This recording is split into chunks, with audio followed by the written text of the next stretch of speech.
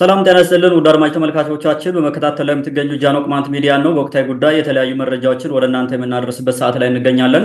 ዛሬ በወቅታዊ ጉዳይ የአማራ ቄሶች በቅማንት ሕዝብ ላይ የሚፈጽሙት ግፍ በሚል አርዕስት ነው ወደ እናንተ የተለያዩ መረጃዎችን የምናደርሰው። ከሰሞኑ እንግዲህ አንድ የአማራ ቄስ ነኝ ብሎ የሚያስብ በቅማንት ተወላጆች ላይ የፈጸመው አንድ ግፍ አለ። እሱ በተመለከተ ይህን መነሻ በማድረግ ከዚህ በፊትም የነበሩትን አጠቃላይ ወደ እናንተ የምናደርስ ይሆናል ማለት ነው። እንግዲህ ካህናት ኃላፊነታቸው ምንድን ነው? ማንን ወክለው ነው አሁን የሚንቀሳቀሱት የሚለውን እሱን እናነሳለን።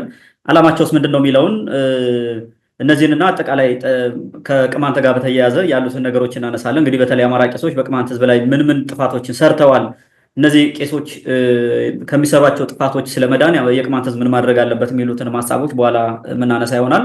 እንደ መግቢያ ግን የዘንድር እንደተለመደው አብሮኝ አለ። ካህን ምንድን ነው? ኃላፊነቱ ምንድን ነው? ወይም ቄስ የኃላፊነቱ ምንድን ነው? የማንስ ወኪል ነው? ዓላማውስ ምንድን ነው? የተሰየመበት ከሌላው ለየት ባለ መንገድ የሚለውን እሱን እናነሳና ከዚህ መስፈርት ወይም ደግሞ ከካህናት ምንነት አንጻር አሁን የቅማንት ሕዝብ ላይ ከተፈጸመው በደል አንጻር እሱን እያስተያየን በጋራ ወደ እናንተ የምናደርስ ይሆናል። እንግዲህ ብዙ ጊዜ በምናነሳው ሀሳብ ምናልባት ለየት ስለሚል ብዙ ጊዜ ይህን ነገር ማንም ሰው መንካት ስለማይፈልግ ስለሚፈራም ምንድን ነው እነዚህ ሰዎች የሚሰሩት ልትሉ ትችላላችሁ። ግን እኛ በማስረጃ ከዚህ በፊትም አቅርበነው ስለምናቅ ስለ ቅማንት ሕዝብ በካህናት አንደበት በአማራ ተወላጅ የሆኑ ካህናት አንደበት ሲነገሩ የነበሩ ነገሮችን ስናነሳ ስለነበር ዛሬም በተመሳሳይ ያን ጉዳይ በተጨባጭ ማስረጃ ወደ እናንተ የምናደርስ ይሆናል ማለት ነው። እንግዲህ አብራችሁን እንድትቆዩ አክብረን ግብዣችን ነው። ይዘንድር በዚህ ጉዳይ መጀመሪያ መግቢያ ብትሰጠንና ከዛ በኋላ ወደ ዋናው ጉዳይ ብናል። መልካም። እንግዲህ ወደ አነሳው ጥያቄ ከመሄዴ በፊት አንተ ቅድም ለመጥቀስ እንደሞከርከው የሰሞኑን መተማ ወረዳ ላይ በቅማንት ላይ የተፈጸመ በአንድ የአማራ ቄስ የተፈጸመ ይሄ ሴናሪዮን እሱን ላቅርበው። የተፈጸመው ነገር ምንድን ነው የሚለውን ከዛ ተነስተን ወደዛ እንሄዳለን። ሰው በአእምሮ ይሄን ነገር ይዞ እንትን እንዲል ማለት ነው።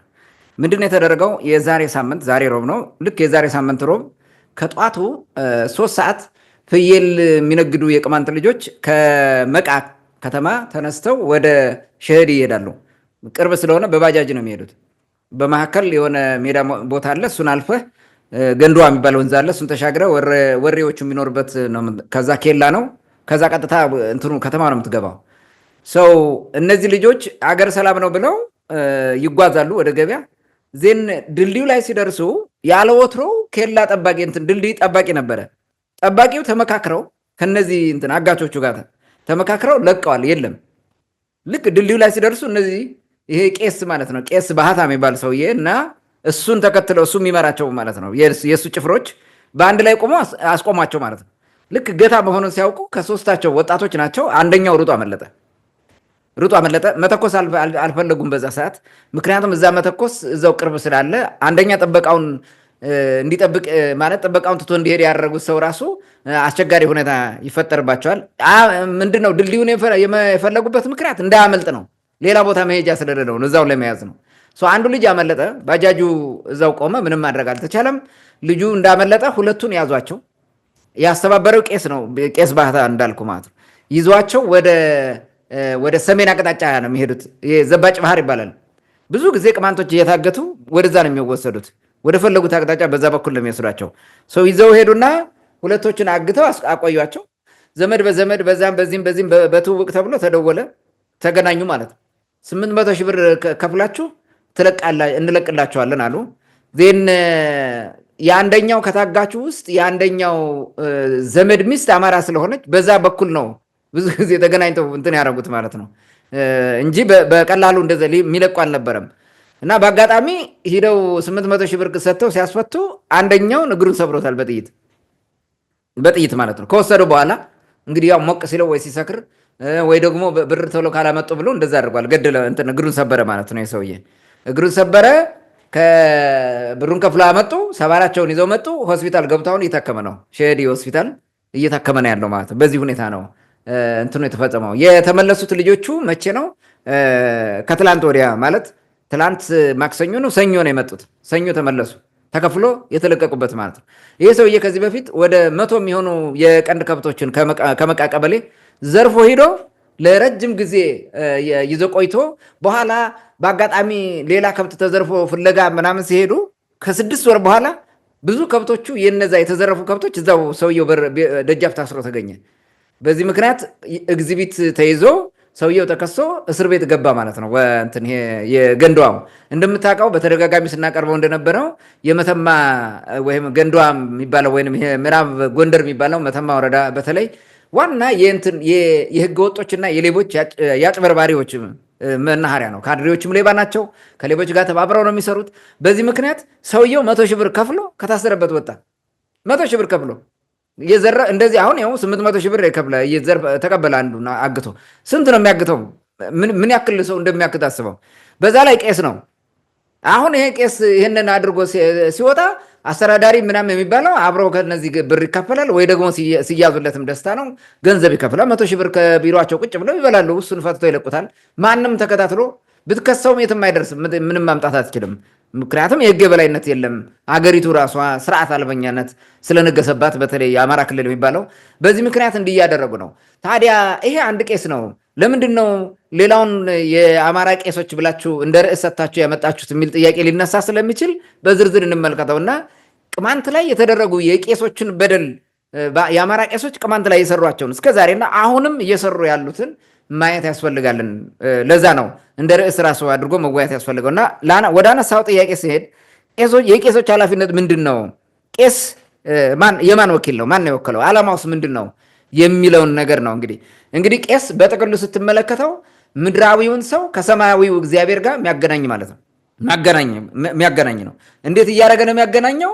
ንስሐ እንዲገቡ እያደረገ እያስተማረ ሃይማኖትን እየሰበከ ዲሲፕሊንን እየሰበከ ክርስቲያናዊ ስነ ምግባርን እየሰበከ ለስጋው ደግሞ እየተዘጋጁ ንስሐ እየገቡ እየተቀበሉ በክርስቶስ ደም እየታተሙ ወደ ሰማያዊ ክብር እንዲበቁ ማለት ነው። ልክ ፈያታዊ ዘየማን የሚባለው በቀኝ ተሰቅሎ የነበረው ሽፍታ በክርስቶስ ደም ማህተብነት ወደ ገነት እንደገባ የመጀመሪያው ሰው ገነት ሲገባ እሱ ነው። የመጀመሪያው ገነት የገባ ማለት ነው። አዳም ከተባረረ በኋላ የተዘጋ ገነት የተከፈተው ያን ጊዜ ነው። የክርስቶስን ደም ይዞ ስለሄደ ሱራፌል መከላከል አልቻለም። በደሙ ማህተብነት ቁልፉ ነው፣ ገባ። ልክ እንደዚህ አሁንም በክርስቶስ ደም እያተሙ ወደ ሰማይ ወደ ገነት ወደ መንግስተ ሰማያት ማስገባት ነው። ዛሬ ወደ ገነት በኋላ ደግሞ በዳግም ምጽአት ደግሞ ወደ መንግስተ ሰማያት እንዲገቡ ብቁ ማድረግ ነው። ቄስ ይሄ ነው፣ በቃ ሌላ ስራ የለው። ስራውም መንፈሳዊ ነው።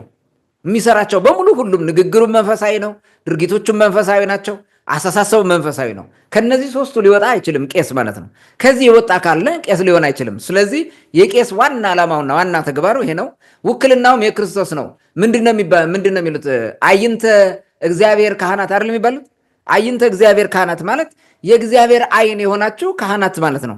የእግዚአብሔር አይኖች መልካም ነገር ነው የሚሰሩት እንጂ ክፉ ነገር አይሰሩም። ስለዚህ ካህናት የመልካም ነገር መገለጫ ናቸው። እሳቢያቸውም ቅድም እንዳልኩ ድርጊታቸውም አቲቲዩዳቸውንም ባህሪያቸው በአጠቃላይ የመልካም ነገር መገለጫ ሊሆን የሚችለው ክፉ ነገር አያደርጉም። የክፉ ነገር መገለጫ ሆኖ ቄስ ከቀረበ ቄስ ሊሆን አይችልም።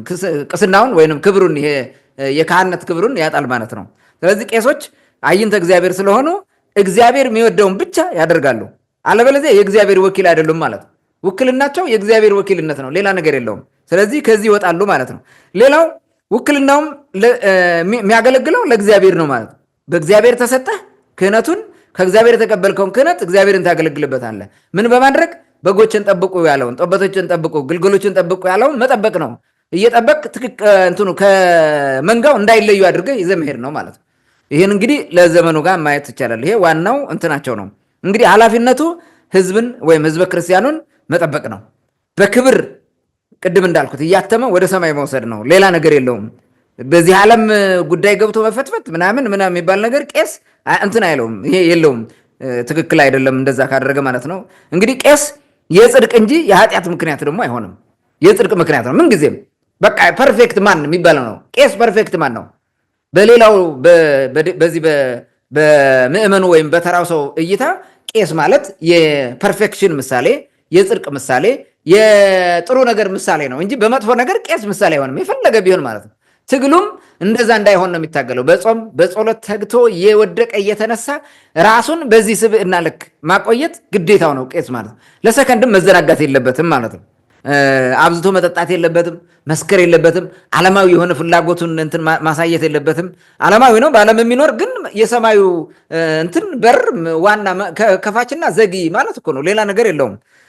ያ ነው ቄስ ለበጎቹ ራሱን በግ አድርጎ አሳልፎ የሚሰጥ ማለት ነው። መስዋዕት አድርጎ የሚያቀርብ ልክ እንደ ክርስቶስ ማለት ክርስቶስ እኔ መልካም እረኛ ነኝ ብላ ነው። መልካም እረኛ ደግሞ በጎቹ ያውቁታል፣ ከሱ አይለዩም ነው። እሱም ለበጎቹ ያዝነላቸዋል። ቀበሮ በመጣ ጊዜ አይሸሽም። ሌባ ከሆነ ግን ሰራቂ ነጣቂ ከሆነ ግን በበጎቹ በርም አይገባም፣ ሌባ ነው። በጎቹም አያውቁትም። በጎቹን ደግሞ ለተኩላ ይሰጣቸዋል ነው የሚለው። እዚህ ጋር ተኩላ ያልሆነ ማለት ነው። የቄስ ኃላፊነቱ መልካም እረኛ መሆን ነው። ልክ እንደ ክርስቶስን ምሳሌ አድርገ መልካም እረኛ መሆን ነው። ከዛ ዝቅ ሲል ደግሞ ሐዋርያትን ምሳሌ አድርጎ መልካም እረኛ መሆን ነው። ቄስ እንግዲህ መልካም እረኛ ልክ እንደ ክርስቶስና እንደ ሐዋርያት ሆኖ መገኘት አለበት ማለት ነው። ቅድም በአጠቃላይ ቄስ የመልካም ነገር መገለጫ፣ ክፉ ነገር ምዕመናን እንኳን ሲጨናነቁ የሚያረጋጋ አይደለም ጦርነት ምናምን መስበክ ጭራሽ እንደዚህ አይነት ትንታ ራሱ በአእምሯቸው እነሱ ራሱ እንዳይኖራቸው እና በፈጣሪያቸው ብቻ እንዲመኩ የማድረግ ስራ ይሰራል ማለት ነው። ቄስ ይሄ ነው ማስታረቅ፣ እውነት ማለት አለመዋሸት፣ 10ቱ ትእዛዛት መፈጸም፣ 6ቱን ቃላተ ወንጌል ማክበር፣ ምዕመናንም እነዚህ እንዲጠብቁና እንዲያከብሩ ማድረግ ነው የቄስ ኃላፊነቱ። ታንክ ዩ። መልካም እንግዲህ የአንድ ካህን ወይም ቄስ ኃላፊነት ይህን ያክል ከሆነ የውክልናውም የእግዚአብሔር ከሆነ ዓላማውም ምዕመናንን ከእግዚአብሔር ጋር ማገናኘት ከሆነ አጠቃላይ አሁን በተለይ ቅማንት ላይ የምናነሳው እዛ ላይ ትኩረቱ እዛ ጋር ስለሆነ እንግዲህ ሊኖሩ ይችላሉ። እንግዲህ እኛ የምናውቃቸው ግን ምን ያክል በቅማንት ሕዝብ ላይ በደል እየፈጸሙ እንደሆነ ማናየው እንኳን ብዙ ነገር ሊደረግ ይችላል። ብዙ ጊዜ ምዕመናን አይናገሩም። በካህናት ምናምን ቄሶች ናቸው ተብሎ በሚታሰቡ ሰዎች የሚደርስባቸውን በደል አይናገሩም። እኛ የምናውቀውን ግን እንናገራለን። ምክንያቱም እዚህ ሚዲያ ላይ ልንናገር ነው የተቀመጥነው። 2011 ነው መቼ ነው ጭልጋ የኪዳነ ምሕረት ጽላት የተሸከመ ካህን በፋኖ ከጀርባው በጥይት ተመቶ ሲገደል ምንም አላሉ። የአማራ ቄስ ነኝ የተባለ ወጥቶ ስለ ቅማንት አንድ ቀን ስለ ቅማንት ላይ ስለሚፈጸም ጉዳይ ተናግሮ ያውቅም። እንደውም በሉት እያለ እየባረከ እንደሚሰድ ነው የምናውቀው። ተሰብስቦ ባርኮ ቀድሶ እንደሚሰድ የምናውቀው ስላለ፣ ስለዚህ ከዚህ አንጻር የካህናት ኃላፊነቱ በዚህ አንተ በገለጽከው መንገድ ከሆነ ውክልናውም እግዚአብሔር ከሆነ ከኛ ሀገር አንጻር እንገምግመው። አሁን በእኛ ሀገር እነዚህ የካህናት ስነ ምግባሮች የሚባሉት ቅድም ያነሳቸው ተከብረው ይገኛሉ ወይስ አይከበሩም ወይም የሉም አሉ የሉም የሚለውን እሱን ብናነሳው ምን ይመስላል የሚለውን ወደ አንተ ላምጣውና ካልተከበሩስ ማለት ተግባራዊ ካልሆኑስ ያለመተግበራቸው መሰረታዊ ምክንያት ምንድን ነው የሚለውን ማንሳት ያለብን ይመስለኛል። መቀጠል ይችላል። መልካም እንግዲህ በእኛ ሀገር እነዚህ የቄስ ስነ ምግባሮች ወይም ከላይ የተገለጹት የቄስ መገለጫዎች ተከብረው ይገኛሉ ይከበራሉ ወይስ አይከበሩም? ካልተከበሩ ለምን የሚለን ነገር ለማንሳት ቄሶችን በሁለት ከፍለን እንያቸው። በሁለት እንክፈላቸው። አሁን ከቁጥር አንጻር አይደለም፣ ከምግባር አንጻር ማለት ነው። ከምግባር አንጻር ቄሶች በሁለት ይከፈላሉ። አንደኛው ቄስ ዘለጽድቅ ማለት የጽድቅ ቄስ ቅድም ከላይ የተገለጹትን የሚያሟሉ ማለት ነው። ቄስ የጽድቅ ማለት ነው። ዘለጽድቅ የጽድቅ ለጽድቅ የሆኑ የእውነተኛ ማለት ነው። እውነተኛ ቄሶች ማለት ነው። ሌላ ነገር የለውም። ጽድቅ እውነት ስለሆነ ማለት ነው። እውነተኛ ቄሶች ማለት ነው። ሁለተኛው ቄስ ዘለኩነኔ የሐሰት የቅጥፈት እና የኩነኔ የፍዳ ቄሶች ብለን ብንከፍላቸው በጣም ጥሩ እንትን ይሄ ካታጎሪው ይመስለኛል። ከነዚህ እንትን ሊሆን አይችልም። አይዘር ከዚህ ነህ ወይ ከዛ ነህ፣ አይዘር ከጽድቁ ነህ ወይ ከኩነኔው ነህ። የፈለገ ቢሆን ማለት ነው። ከጽድቁ ሆነ ወደ ኩነኔው ልትመጣ የምትችልበት ነገር አለ፣ ራስን ካልጠበቅ። ከኩነኔው ውስጥም ሆነ ወደ ጽድቅ ትመጣለህ፣ በንስሐ ራስን ከመለስክ ማለት ነው። ዝሮ ግን በክህነት ነው የሆነ ጥፋት አጥፍተህ በክህነት ትመለስበታለህ ወይስ ክህነትን ጥለህ ነው በምእመንነት የምትመለሰው ምናምን የሚለው እሱ ትንታኔውን ለእነሱ እዛ አካባቢ ላሉ ሰዎች እንተውላቸውና በዋናነት ግን ሁለት አይነት ቄሶች አሉ ማለት ነው። የጽድቅ ቄሶችና የኩነኔ ቄሶች አሉ ማለት ነው። በቁጥር እንግዲህ ማን ሊበልጥ ይችላል የሚለውን ማየት ነው፣ መገምገም እንችላለን። ቀጥሎ በምናነሳቸው ነገሮች እኛን የሚያዳምጡን ሰዎች ይሄንን በደንብ አድርገው ሊረዱት ይችላሉ ብዬ አስባለሁ። እንግዲህ የመጀመሪያው ቄስ ዘለጽድቅ የተባሉት ለጽድቅ የሚተጉ ሲሆን በጣም ጥቂት ነው ቁጥራቸው፣ በጣም ጥቂት። ፈልገህ አታገኛቸው። ምናልባትም አንዳንዴ ባትሪ ሁሉ ፈልገህ በእንትን ይሄ ምንድን ነው በማግኔት ሁሉ ሜይ ቢ ልትፈልጋቸው ትችላለህ። አታገኛቸውም። በህዝብ አደባባይ ላይ አታገኛቸውም። በሰው በሚሮጠው በሚጨፍርበት መንገድ አታገኛቸውም። ምናልባት አገልግለው ወደ ቤታቸው በትህትና ማለት ነው ተራ ሰው መስለው የሚኖሩ ትክክለኛ የጽድቅ ስራ የሚሰሩ ሰዎች ታገኛለህ። ከዚህ ያለፈ ራሱን ከፍ ከፍ የሚያደርግ በግብዣ ጊዜ ትልቁ ወንበር መቀመጥ የሚፈልግ ሚስገበገብ እንደ ስልጣን ፈላጊ ምናምን አይደሉም። እነዚህ በዛ ህይወት ውስጥ የሉበትም ጭራሽ ማለት ነው። የዚህን ዓለም ነገር የናቁት ማለት ነው። ንቀው የተውት ግን መኖር ስላለባቸው በዚህ ዓለም የሚኖሩ ሲኖሩ ግን ቅድም ከላይ የጠቀስናቸውን ነገሮች ተጠቅመው ወይንም የእግዚአብሔር ወኪልነታቸውን ዓላማቸው ምእመናንን ወደ መንግስተ ሰማያት ማስገባት ወደ ገነት መውሰድ ወደ ጽድቅ መምራት መሆኑን አውቀው ያን ዓላማቸው የሚሰሩ ሰዎች ማለት ናቸው። እነዚህ በቁጥር ትንሽ ናቸው። ችግር ሲመጣ መፍትሄ የሚያደርጉት ጸሎታቸውን ነው። ማልቀስ መጸለይ ነው። ምእመኑም ማንኛውም ላይ ችግር ቢመጣበት እነሱ መጸለይ ነው ስራቸው። ሚዲያ ላይ ወጥተው እንዲህ አድርገው ቁረጠው ፍለጠው አይሉም። ይሄን እናድርግ አይሉም። ካሉም በቃ እንጸልይ፣ ጎበዝ እንጸልይ፣ ንስሐ ግቡ፣ ንስሐ አልገባችሁ ብለው ወደ ጸሎት ነው የሚሄዱት። ሁሉም በጾም በጸሎት ነው የሚተጉት። ጸሎቱ እንዲያውም ክፉ ነገር በመጣ ጊዜ ጸሎቱን ቁጥር ይጨምራሉ፣ የስግደታቸውን ቁጥር ይጨምራሉ። ልጆቻቸው የነፍስ ልጆቻቸው ራሱ ያን እንዲያደርጉ ይመክራሉ ማለት ነው። ቀድመው ይመክራሉ ይሄን እንዲያደርጉ። ጠብ ሳይሆን ፍቅርን ይሰብካሉ። አት ኤኒ ሰርከምስተንስ ጠብን አይደለም የሚሰብኩት፣ ፍቅርን ነው። ፍቅር እግዚአብሔር ስለሆነ እግዚአብሔር የሆነውን ፍቅር ብቻ ነው የሚሰብኩት እንጂ ጠብ፣ መሳሪያ፣ ጠበንጃ ምናምን የሚባል እኔ ያሸንፋለሁ የዚህ ዘር ነኝ ምናምን የሚል አይወዱም፣ አይደግፉም። ቀረርቶ፣ ሽለላ፣ ፉከራ የሚባለው ነገር አይወዱም፣ አይደግፉም። ምንም ነገር እንደማያደርግ ያውቃሉ። ከዚህ ይሄ ብቻ አይደለም። በቤተ ክርስቲያን ያለ ዘፈን አለ። አንድ ዘፈን ይሄ መሐሌት ይቁመው የሚያስረግጡት ነገር አለ አይደለ? እንትኑ መዝሙር ሲዘምሩ መጨረሻ ላይ ከበረውን ነጥቀው ይሄ መጨረሻውን ዝም ብለህ ቃውጥ የሚያደርጉት የሚዘለውን ይሄን ጭራሽ መስማት አይፈልጉም። እነዛ ሰዎች እንደዛ አይነት እንትን ያለው አይፈልጉም። እንዳይናገሩ አይሰሙም። ዞር ነው የሚሉት ትላቸው ማለት ነው። አንዳንዴም እየተሰቀቁ ያዳምጧቸዋል። ሰው ጭፈራ ምናምን የሚባል ቤተክርስቲያን ውስጥ ይሁን የትም ቦታ አይፈልጉም። ጫጫታ፣ ግርግር የሚባል ነገር ይሄ እልልታ ምናምን ያዘው ልቀቀው የሚለውን ነገር በሙሉ አይሰሙትም። ይሄን እንደዛ ናቸው ቄስ ዘለጽድቅ የሚባሉት ማለት ነው። ለፖለቲካና ለአሻጥር ስራ ጭራሽ ጆሮ የላቸው።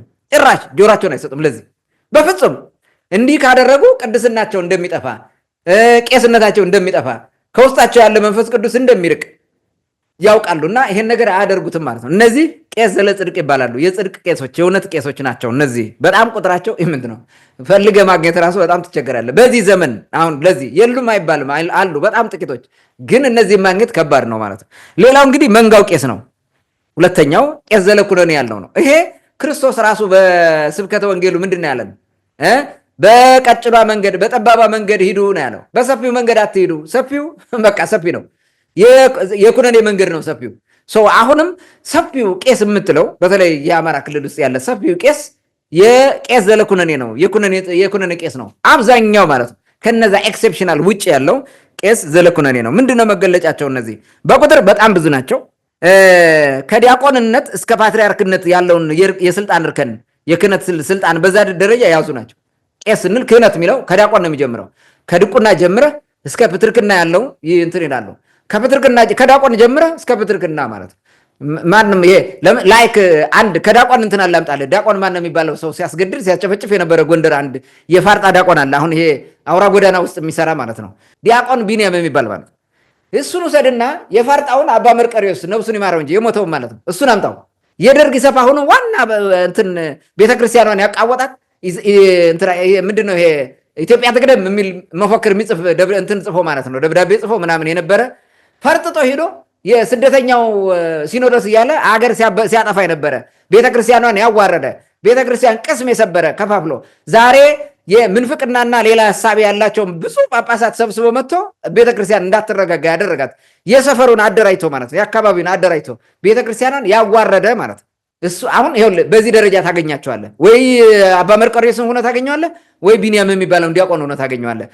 በዚህ መካከል ደግሞ ቆሞስ፣ ካህን፣ ሊቀ ካህን ምናምን ካህን የሚባል አለ፣ መሪ ጌታ። በዚህ ያለው ብዙ ኮልኮሌ ደግሞ እንትን አለ፣ ክህነት የያዙ አሉ። ግን ሪሊ ክህነቱ የላቸውም። በዛ ግን ስትራክቸር ውስጥ ስላሉ ካህናት ነን ብለው ያስባሉ። ያ ክህነት ግን በመንፈሳዊ አገልግሎት ስለሆነ ስታጠፋም ሰው አይቶ እንኳን ክህነት ባይሻር በመንፈስ ክህነት የተሻረ ነው። ባዶ ነው፣ ዝም ብለህ ወልቀህ ነው የምትንቀሳቀሰው ማለት ነው። እንደዚህ አይነት ቄሶች በጣም ብዙ ናቸው ዛሬ በኢትዮጵያችን ማለት ነው። ሌላው እንግዲህ በስሜታቸው እንጂ በመንፈስ ቅዱስ አይመሩም ጭራሽ። እነዛ ቄስ ዘለጽድቅ ግን የሚመሩት በመንፈስ ቅዱስ ነው። እነዚህኞቹ በስሜታቸው ነው የሚነዱት። ሰው ስሜት እንዳቀበለ እንደፈለገ ትጋልባለህ ማለት ነው።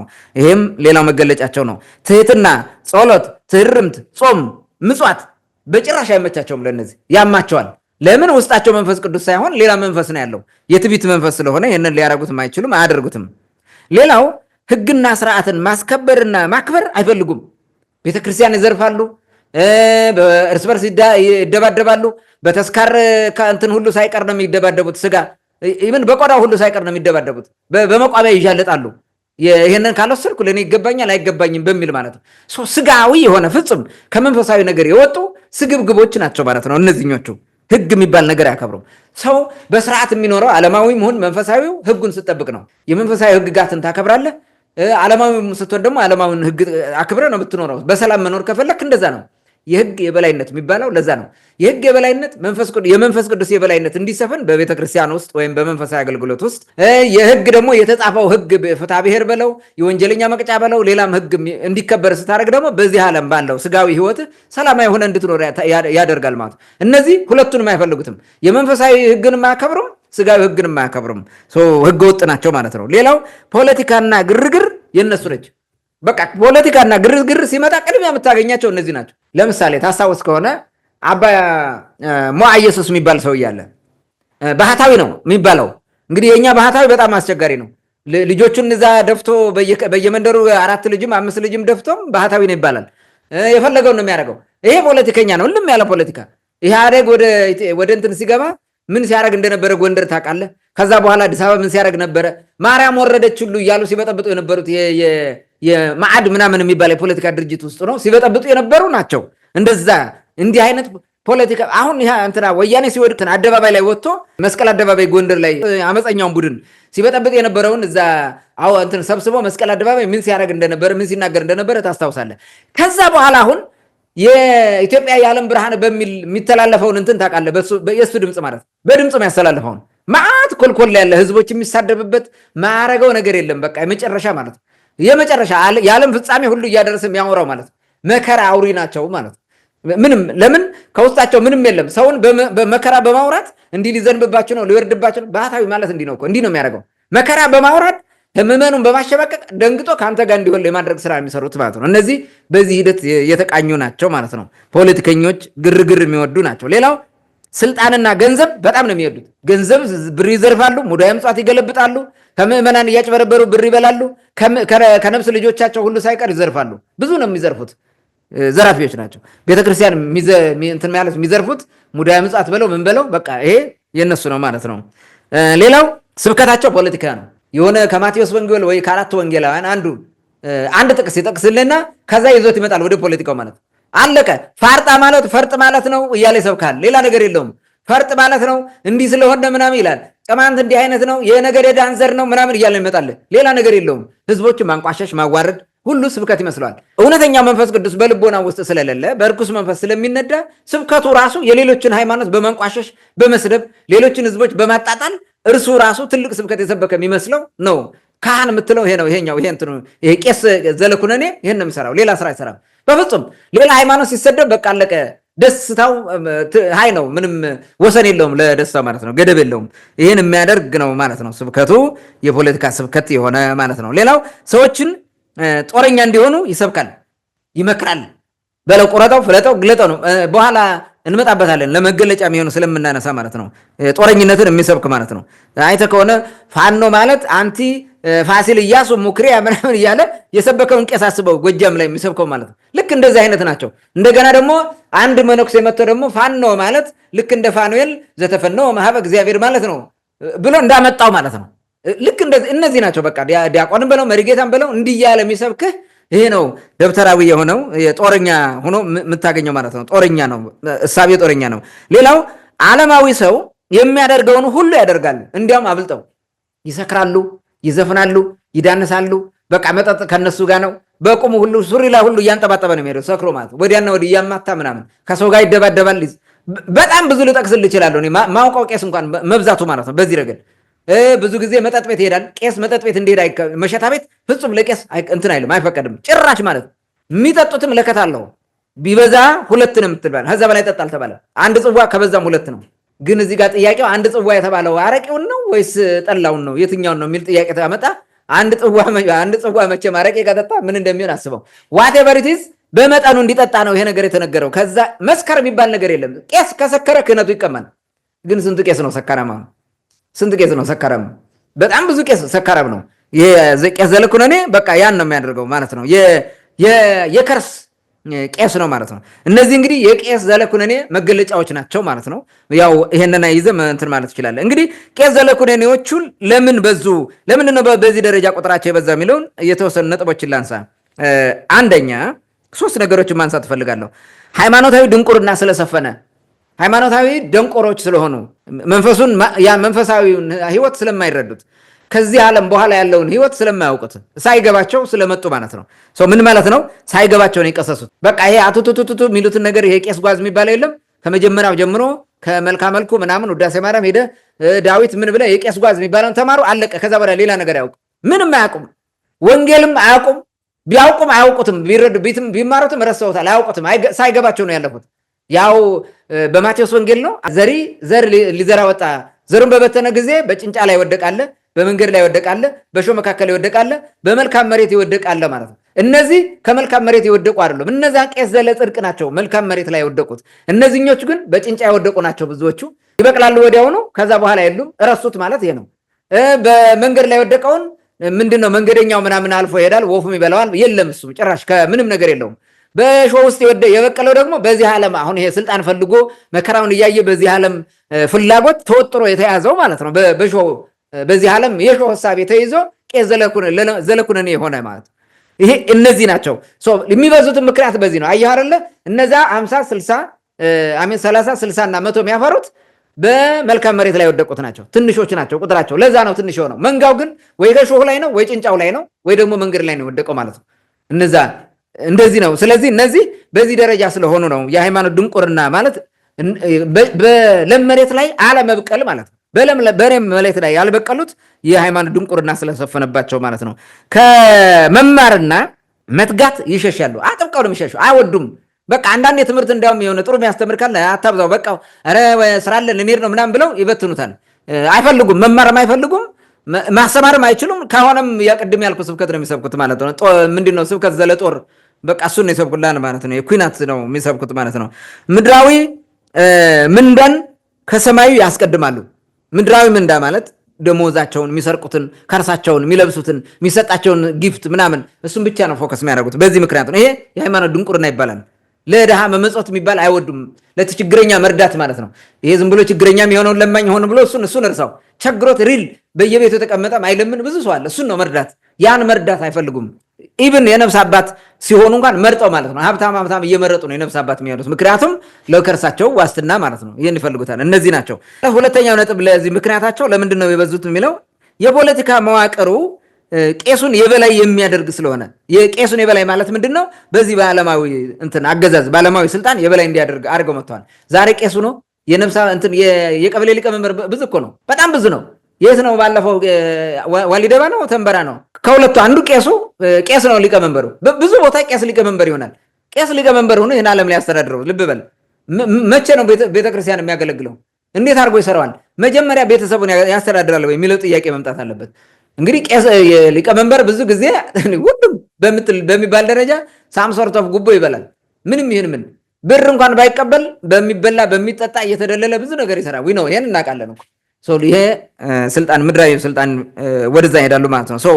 መንግስትን ቀቢ ናቸው። ቄሱ ነው መንግስት እየቀባ የመጣው። መንግስትን እሽራለሁ ብሎ የሚሽራው የሚያወግዘውም እሱ ነው። አውጋዥም ገናዥም ናዛዥም ናቸው። ስለዚህ ቄሱ የበላይ ነው።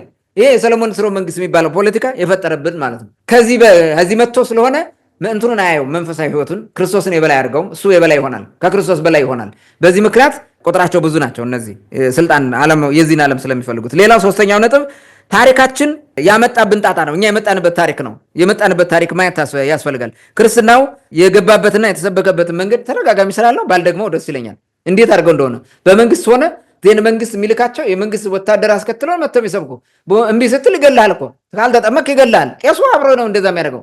ይህን እኮ ነው የሚሰሩት።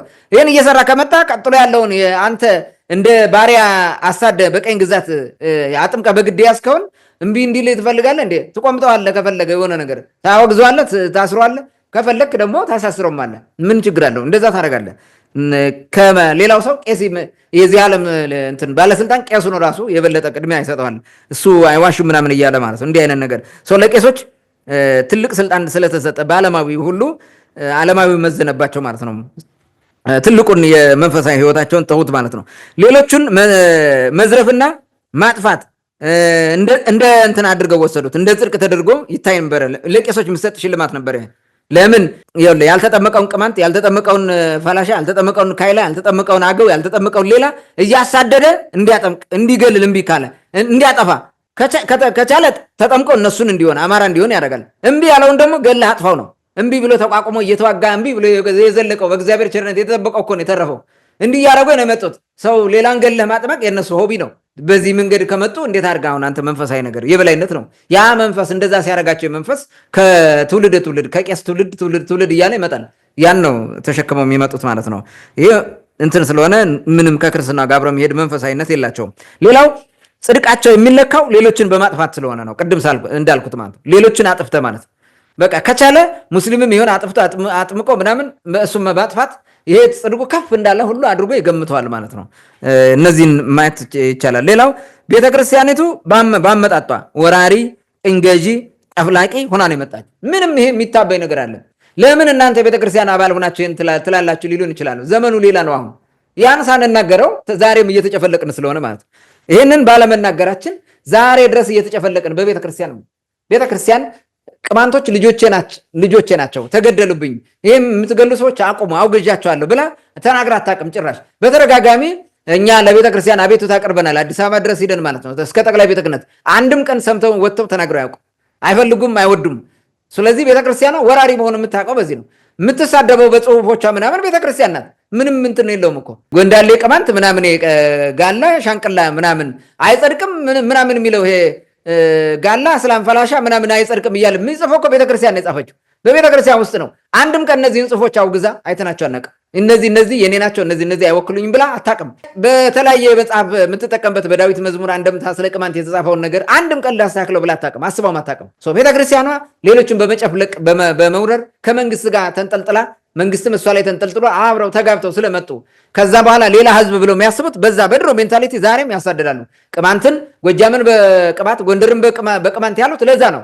እነዚህ መጥፋት አለበት። ቅባትም የሆኑ ሰዎች መጥፋት አለባቸው፣ ቅማንቶቹ መጥፋት አለባቸው ነው ዮሴፍ የሚባለው ሰው እየሰበከው ማለት ነው። ጳጳስ ተብሎ ታክሲ ነጁ ማለት ነው።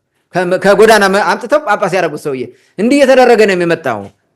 እነዚህ ናቸው በአጠቃላይ። ስለዚህ እንትና ይሄ ምንድነው ቄስ ዘለኩነን የበዙበት ምክንያት በዚህ ነው። ታንክ ዩ። መልካም ዘንድር ሰፊውን ያነሳው በተለይ አሁን ህዝቡ የሚያየው ነው። በነገራችን ላይ አሁን ስለተናገር ነው ምናልባት ሰው ቅር ሊለው ወይም ደግሞ ሊደነግጥ ይችላል እንጂ የሚታይ ነገር ነው። አሁን የተናገርከው ነገር የምናየው ነው። አሁን እኛንም ይህን እንድንናገር የገፋፋን ወይም ደግሞ እንደዚህ ደፍረን እንድንናገር ያደረገን ይህ እንቅስቃሴ ነው። ቅድም ስታነሳው የነበረው ነው። ምክንያቱም ይህ ነገር ከኛ ላይ ደርሷል፣ በእኛ ላይ መጥቷል። እኛ ደግሞ ክርስትናን የምናውቀው በዚህ መንገድ አይደለም። ሲጀመር ክርስትና ወይም ደግሞ ክርስቶስ ነፃነት ነው። እምነቱን የምትከተለው በነፃነት ነው። ተገደ ሊሆን አይገባም ነው ጥያቄው። እኔ ግን አንድ ጥያቄ አለኝ። ለምሳሌ ክርስትናን ሲያስፋፉ ሳያስተምሩ ነው። ክርስቶስ አስተምሮ ነው አይደለም ወደሱ የሚወስደው ህዝቡን ያውላ ህዝብ የተከተለው እኮ ክርስቶስ በምድር እያለ ስላስተማረው ነው፣ አስተምሮት ነው እንጂ አሁን ዝም ብለህ በቃ ትጠመቃለህ በኃይል በወታደር ምናምን ስላጠመቅከው አይደለም። እኔ የኔ ጥያቄ የሚሆንብኝ ለምሳሌ እነ ምኒልክን ቤተክርስቲያናቸው ውስጥ ቤተክርስቲያን ውስጥ ያነሳሉ ምናምን እና ኃይለ ሥላሴንም ያነሳሉ። በዛ በትግራይ በኩልም አፄ ዮሐንስን በቤተክርስቲያን ሲያከብሩ ያለው እነዚህ ሰዎች ክርስትናን ሲያስፋፉ ሌላውን እየጨፈጨፉ ክርስትና ሲያስፋፉ በተለይ አፄ ኃይለ ሥላሴ እና አፄ ዮሐንስ እንደዛ አድርገው የክርስትና እምነት ተከታዩን አበዙት። እነዚህ ሰዎች ግን መንግስተ ሰማያት መግባታቸውን እርግጠኛ ናቸው፣ ጻድቅ መሆናቸውን እርግጠኛ ናቸው። ይህን ያክል ቤተክርስቲያን ውስጥ በዜማ የሚያመሰግኗቸው፣ የሚዘምሩላቸው፣ ማህሌት የሚቆሙላቸው የክርስቶስ ስጋና ደም በሚፈተትበት ቤተ መቅደስ ውስጥ በዚህ ደረጃ ከፍ የሚያደርጓቸው እነዚህ ሰዎች ጻድቅ መሆናቸው ማሳያ ማስረጃ አላቸው የሚለው እሱ ራሱ የሁል ጊዜም ጥያቄ ነው። እኔ የምረዳቸው እነዚህ ሰዎች ዓለማዊ መንግስታት እንደሆኑ ብቻ ነው። ዓለማዊ መንግስት ይሆኑ ወራሪዎች፣ ለዛም እንደዛ ነው የምረዳው። አፄ ዮሐንስ ወራሪ ነው፣ አፄ ኃይለ ሥላሴም ወራሪ ነው። እንደዛ ነው እኔ የምገነዘበው። የኔ ነው ብሎ ኃላፊነት ወስዶ አሁን ምንድነው ኢትዮጵያ ውስጥ ትልቁ ችግርኛ የምናውቀው አፄ ኃይለ ሥላሴን ስትነካ የሆነ የሚነሳ ቡድን አለ። አፄ ዮሐንስ ስትነካ እኛን ነው ብሎ የሆነ የሚነሳ ቡድን አለ። አጼ ምኒልክም ሌላውም ስትነካ እኔን ነው ብሎ የሚነሳ ቡድን አለ። አሁንም ራሱ አብይንም ብትነካ እኔ ነኝ ብሎ የሚነሳ ቡድን እንዳለው ሁሉ ማለት ነው።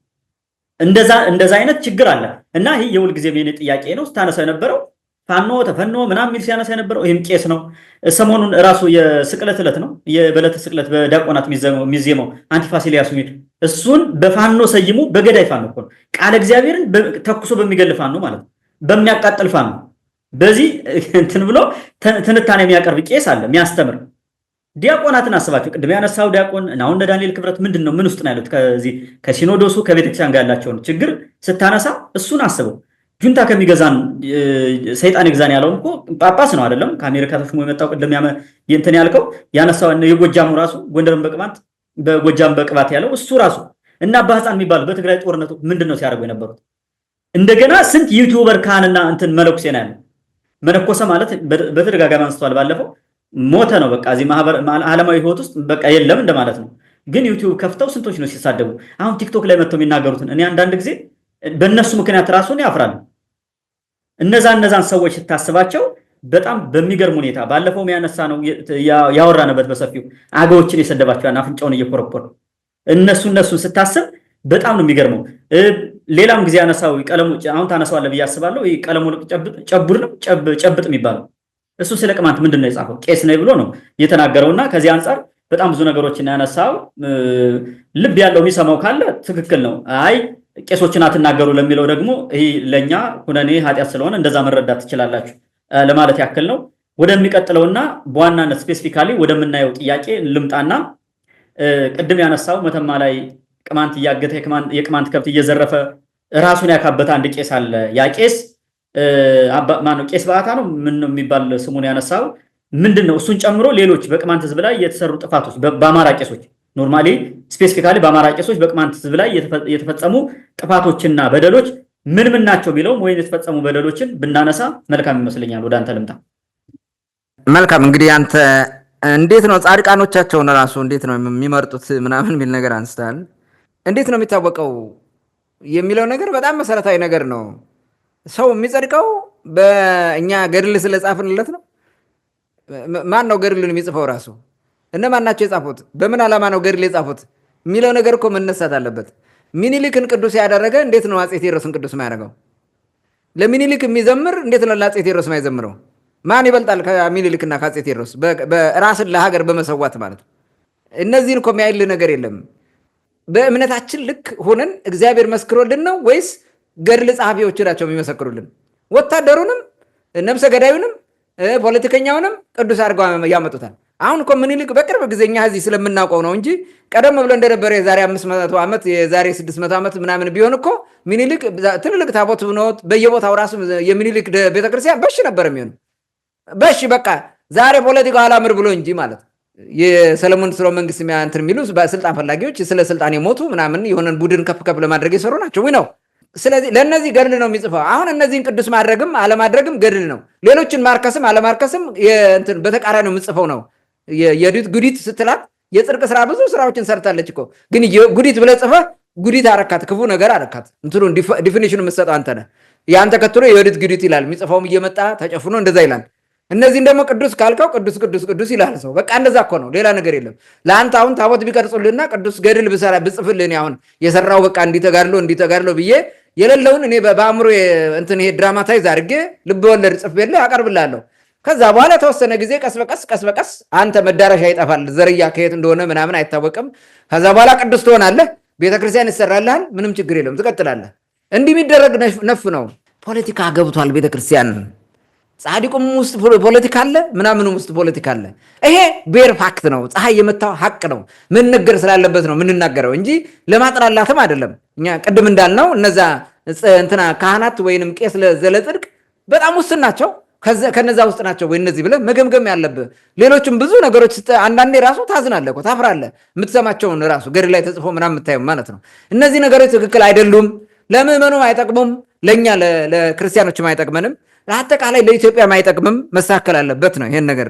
ኦኬ አሁን ወደ ዋናው ነገር ልምጣ። የአማራ ቄሶች በቅማንት ላይ ምን ጥፋቶችን እና በደሎችን ፈጽመዋል የሚለውን ነገር እናንሳው።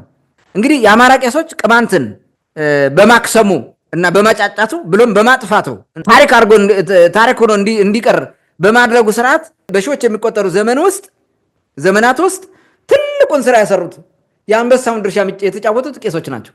የአማራ ቄሶች ወይንም አማራ የሆኑ ቄሶች ማለት ነው። በዚህኛው አማራ ነን ያሉ ቄሶች ማለት አማራ ናቹራል አይደንቲቲ አይደለም። ሜቢ ናቹራል አይደንቲቲ ማለት ይሄ ስፖንታኒየስ የመጣ ምናምን አይደለም። አርቲፊሻሊ ኢንዲዩስ ተደርጎ በነ ተክለ ሃይማኖት እና በነ ይኩኖ አምላክ በኩል ኢምፖርት ተደርጎ የመጣ ነው። በዚህ ምክንያት ነው አርቲፊሻል አይደንቲቲ ነው የምንለው። አይደንቲቲ ከዘር ጋር የተገናኘ ነገር የለውም፣ ከምንም የለውም። በሃይማኖት ምክንያት ከዛ አማርኛ እንዲናገር አድርገው የፈጠሩት ራሳቸው ናቸው። እናውቃለን። የቀደመ ቅማንት እየቀየሩ ነው እንደዛ ያደረጉት። እነዚህ ቅማንትነታቸውን ጥለው አማራ ነን ያሉ ቄሶች በቅማንት ላይ የሰሩት በደል ህልቆ መሳፍርት ነው። በራሳቸው ወንድሞቻቸው ላይ ማለት በስጋ ወንድሞቻቸው ሳይቀር የሰሩት በደል ቀላል አልነበረም፣ ትልቅ ነው። ይህንን ማንም ሰው ያውቃል። በዚህ ሂደት ምን አደረጉ? ለምሳሌ የተወሰኑትን እናንሳ። አንደኛ በወታደር አስገድዶ አጥምቋል። እነሱ ራሱ ወታደር ናቸው በባህሪያቸው፣ ቅድም እንደገለጽ ነው ማለት ነው። ይህን የሻነ ውበቴ የተናገሩትን ማቅረብ እንችላለን። የሻነ ውበቴ እንዴት ነው ለአከ ማርያም ያጠመቀው ብዬ ጠየቅኳቸው። 2008 ዓመተ ምህረት እዛ ሄጄ ነበር እሳቸውን አግኝቻቸው በ105 ዓመታቸው እና ምን አሉኝ? እርሱን የመሰለውን ወታደር ይዞ አይደል አሉ። እንዴት ወታደሩ መንገድ ላይ ቅማንት ሲያገኝ አባሮ ይዘዋል አሉ። ከዛ ቄሱ በያዘው ቅምጫና በያዘው እንትን ውሃ ይዞ አጠምቀከ በወልድ አጠምቀከ መንፈስ ብሎ ሜዳ ላይ ይረጨዋል። እንደዛ አድርጎ ይለቀዋል አለ። እንዲያረገ እየዞረ አስገድዶ ነው ያጠመቀው እንጂ ሰው ተምሮ ወዶ ፈቅዶ አይደለም አሉ። እርሳቸው ነበሩበት በዛ ዘመን ያዩትን ነው የነገሩኝ። ይህንን ማየት እንችላለን። እና በወታደር እያስገደደ ሲያጠምቅ ነው የነበረው። አስገድዶ ማጥመቅ ደግሞ ቅማንትን በብዙ ነገር ነው የሰበሩት ማለት በጣም በብዙ መንገድ። ወዶ አምኖ ፈቅዶ ቢጠመቅ ኖሮ ማንነቱን እንደያዘ ቋንቋው እንደያዘ አብሮ ያስቀጥለው ነበር። የግድ የሆነው ምንድነው? አሁን ቅማንቶች በጣም ከጠሉት ነገር ሃይማኖት መቀየር እኮ አይደለም ዋናው እንትን ያላቸው ቋንቋችሁን ትጥላላችሁ፣ ቅማንትነታችሁን ትጥላላችሁ፣ አማራ ትሆናላችሁ ነው። ይሄ መጨረሻ እንትን እምቢ ያሉት ማለት ነው። እስከ መጨረሻው የታገሉት በዛም። ይሄ ደግሞ እንዲገደሉ ሁሉ አድርጓቸው። ወታደር ይዘህ ስትመጣ እምቢ ያለው ምን ነው የምታደርገው? ገሏል። ያስገደለው ማን ነው? ቄሱ። ሌላ ነገር የለውም እኮ ትእዛዙን ከንጉሱ ጋር ነው። ቄስ አዘዘ፣ ንጉስ አዘዘ። ስም አቁመዳ ቀልቀሎ ስልንጫ ምንም ልዩነት ስለሌለው ማለት ነው። ይሄን ማየት እንችላለን። አንድ ሁለተኛ፣ ያልተጠመቀውን ቅማንት ስም በማጥፋት ረገድ ትልቅ ስራ ሰርተዋል። ትልቅ ስራ ነው የሰሩት። የቄሶቹን የደብተራዎችን ትርክት መሰረት አድርጎ ቅማንትን የተሳደበ አንድ የጫንድባ እንትን ወጣት አለ። እሱን እንስማው። የዱር አራዊት ሳሳነሽ ይልሻል፣ መካር ዘመዳተሽ መጥፊያሽን ይዘሻል። የቅማንት ልጅ ስሚ ከብታችን ጠብቂ፣ በማይሆነው ገብተሽ ተሳታት ወደቂ። ክላሽ ሳይተኮስ ቦምብ ሳይፈነዳ ልታገኝ ብለሽ ነው ጭልጋን ነው ወረዳ። የባንዲራም ትርጉም ጠንቅቀሽ ሳታውቂ ሁሉን ነገር ተየው አትጨማለቂ። አገሬ አርማጭሆ ደንቢያና ሰቀልተ ለሌላ የሆናን ደሞ ለቅማንተ አገሬ ጫንድባ የወንዶች መንደር ለነገ ለዛሬ የማይደራደር እንደ ልብሽ ሳትሄጂ አንድ ቀን በሜዳ ለጠንቅሽ ቀስቅሰሽ የገባሽ ወደ ወሬ ተነጃለሽ። ይሄው እስከ ዛሬ ደሞ ምን ሊመጣ በገዛ ሀገሬ እኔስ ብዬ ነበር ተመክረሽ ምሰሚ ለካስ ተነስተሻል አገር ልትቀሚ። አማራ አደራ አሁንም አደራ ለሞት ለትግል ለነፍስ እንዳትፈራ። ቅማንት ስሉኝማ ኢትዮጵያ ብዬሽ ትልቅ ሰው ጠይቄ ስመራመረሽ ጀላ ብያለባሽ ግብፃውያን ሆነሽ። የኛ ጀግኖች አባት ባቀናት ሀገር ግንባር ነው የምናገር የምን ድርድር። ለካስ ተሞኝተን ጉዳችን ሳንሰማ ቆርጠን ተነሳነ። ይሄው እንግዲህማ ቅማንት ስሚኝማ ግልጹ ልንገርሽ ሰላም የምታገኙ ስቴጅ ነው ታገርሽ። ምንም ቢሆን ገና አርማጭሆ ሄቶሻል ላንቺስ የሰው ሀገር ምን ያደርግልሻል? ሀገሬ ጫንድባ ያሚለኛው ሀገር ደግሞ ምን ሊመጣ ይሆዴን ብናገር። ለመላው ኢትዮጵያ ታቦት አስረክቢ፣ ለመላው ኢትዮጵያ መስጊድ አስረክቢ። አንቺ ግን ባጭር ቀን አገርሽን ግቢ። ወሬ ብትነጅም አራዳ ለአራዳ እኛ እንጨነቅም ያበጠው ይፈንዳ። ጭልጋ በድሮ ጊዜ ደህና እንዳልነበርሽ አሁን የሰው ገልምጥ ብዛት አበቀልሽ የተባለ ቢባል እኔ ሳለኝ ምርጫ በገዛ ሀገሬ የምን እጅ ብልጫ። ተኛ ሀገሬ መጣሽ ለሸቀር ስራ እንጂ ምን ዝምድና ኖሮሽ የቅማንት ልጅ። ለኛማ ውለታሽ ይሄማ ከሆነ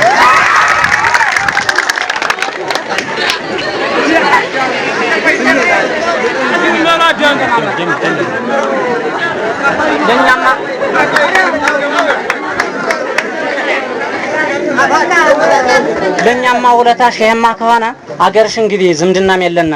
አንቺማ ሰሳነሽ እኔማ ጎንደሬ በወሬ አልፋታም ነገም ሆነ ዛሬ። አንቺማ አስበሻል በኃይል ልታገኝ በከንቱ አትድከሚ አገር ላታገኝ። በከንቱ ብትደክሚ ምን ይሰራልሻል? ጅንጅብል ቋፍራሽ ብሸጭ ይሻልሻል።